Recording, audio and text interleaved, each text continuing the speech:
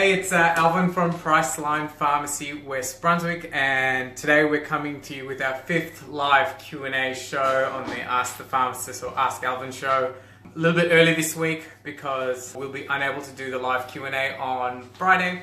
So I just thought lots of questions come in, so we thought we'll get it done on Wednesday.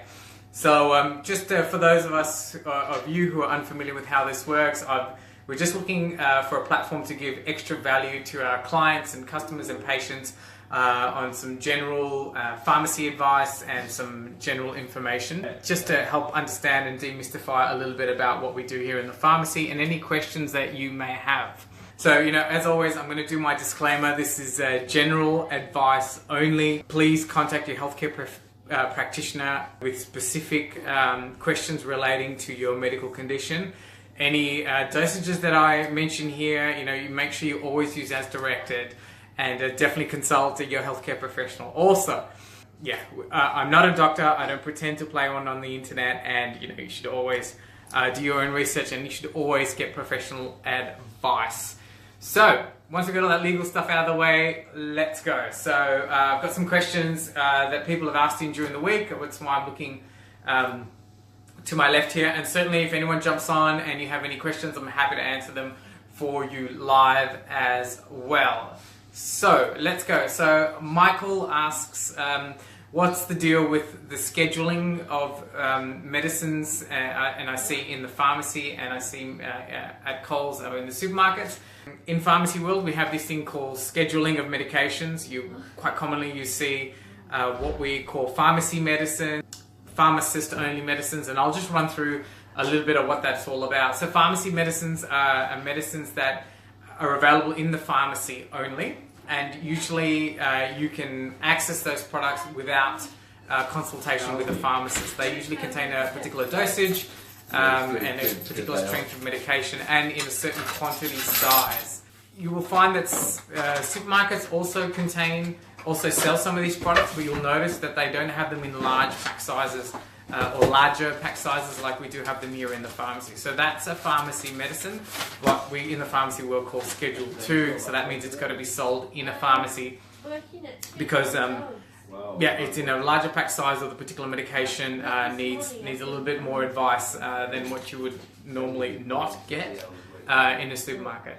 The other one that you see is pharmacist-only medication, and this is the medicines that are kept behind the counter. And this is pharmacist-only medicines, usually more potent medications, or they can have like a detrimental effect, like some side effects, or interactions with other medications. And so that's why it's important that you need to interact with a pharmacist to ensure suitability for you. That's what, hopefully Michael, that explains a little bit of the schedule of the different types of medicines, why some pharmacist-only medicines are kept behind the counter, pharmacy-only medicines are kept within the pharmacy area.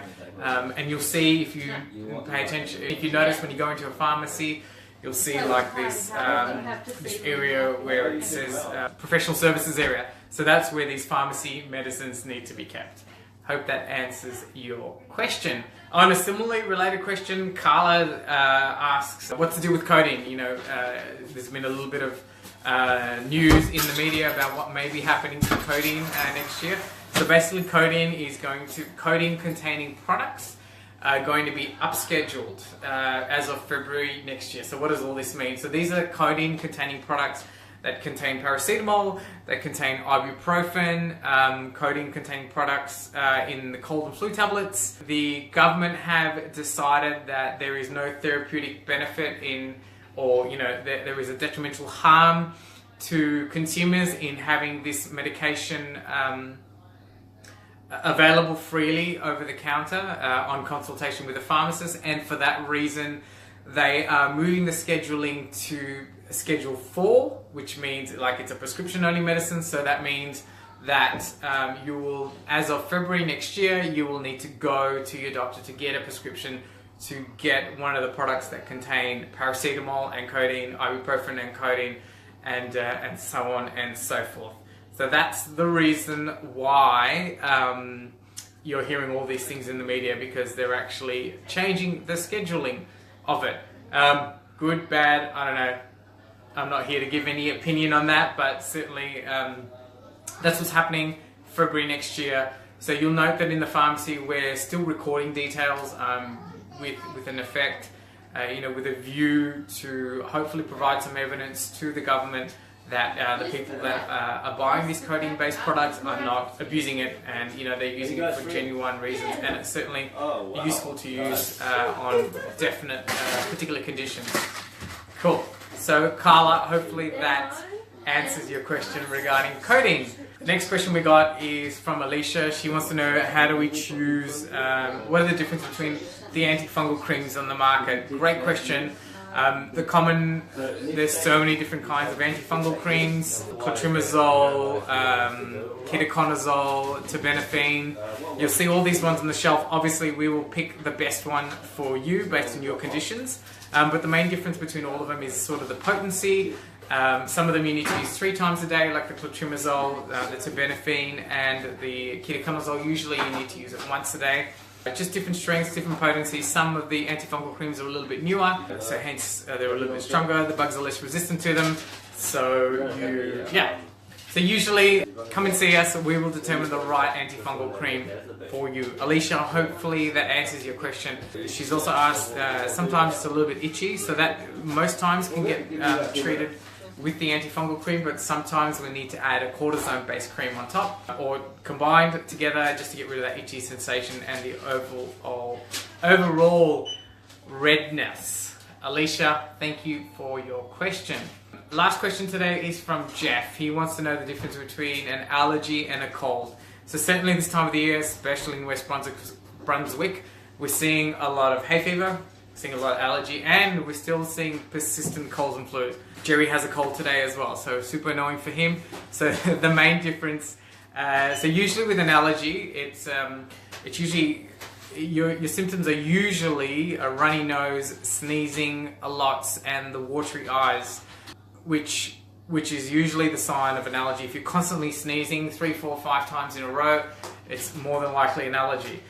With a cold, you usually have more of a sore throat, congestion. You're usually not sneezing as often in frequency. Your eyes are usually not that red and watery. You get a sore throat, some body aches and pains.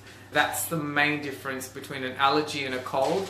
However, the fun thing is, or the annoying thing is, that the allergy, when you're suffering from hay fever and your immune system's compromised and you're sneezing, everything's watering, it actually can develop into a cold, unfortunately, because your immune system has gone down, and the naughty bugs that want to come and hang out, or the viruses as well, come and hang out, and you can end up getting a cold.